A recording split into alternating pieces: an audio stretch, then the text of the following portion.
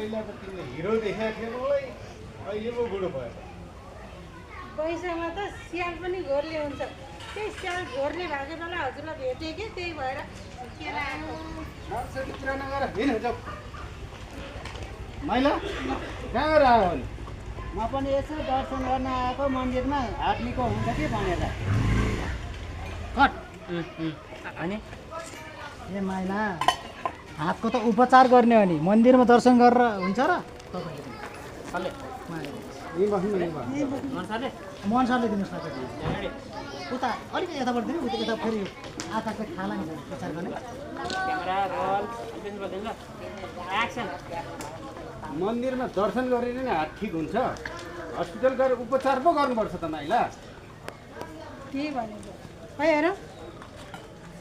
म यस्तो भइसकेको रहेछ ल ल अब एकचोटि फेरि ड्रेसिङ गर्नु जानु कट